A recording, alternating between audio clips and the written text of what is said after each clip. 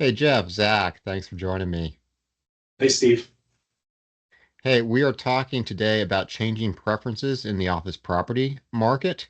We're seeing, in some markets at least, that a move from Class B to Class A. In some cases, property owners are downsizing the space and then paying up to get nicer amenities, nicer surroundings, and moving from maybe a Class B to a Class A, a more modern building.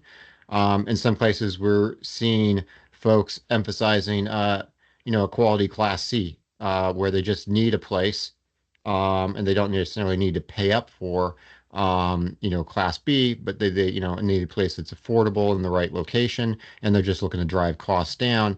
And we're seeing some weakness, at least according to some reporting, in the Class B that's kind of in the middle.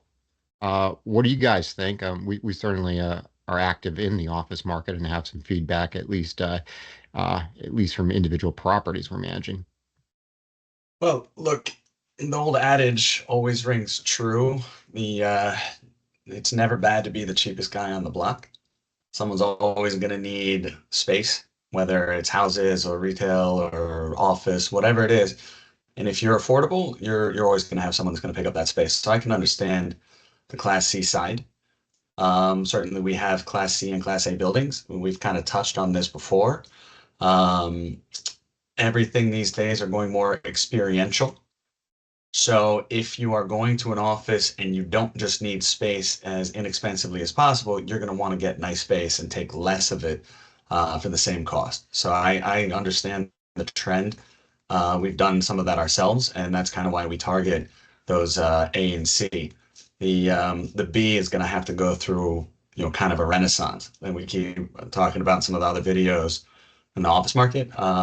And that renaissance is going to happen, like it did in retail and other asset classes. But there's going to be some pain for B buildings.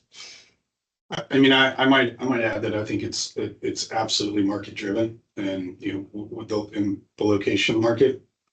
To Zach's point, I think you're always going to see people who are looking for space. It's good to be the cheapest guy on the block, sure.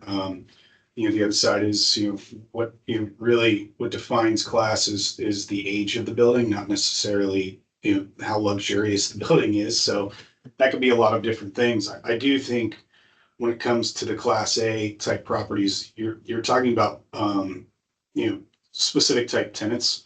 Yeah, some are willing to go spend a little more, but I would say the majority of leases that we generally tend to negotiate a lot of it is rate specific.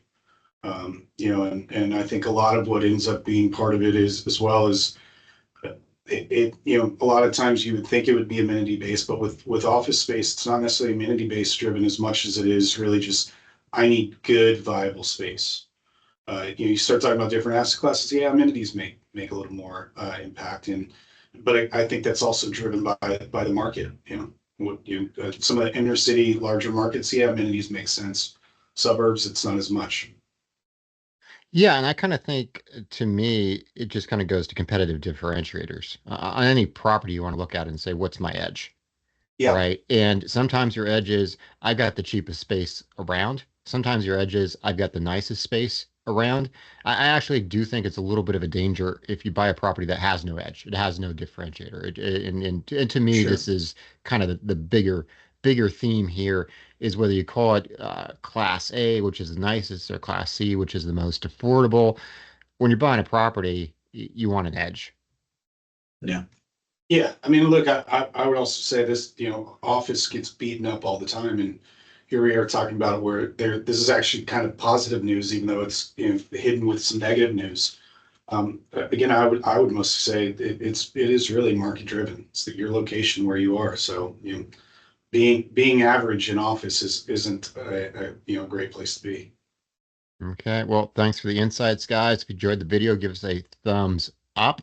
Click subscribe if you haven't, and visit our website, selectfincap.com, and register to look at exclusive real estate opportunities when we're trying to get an edge. Thanks a lot, guys. Thanks, Thanks, Steve. Dave.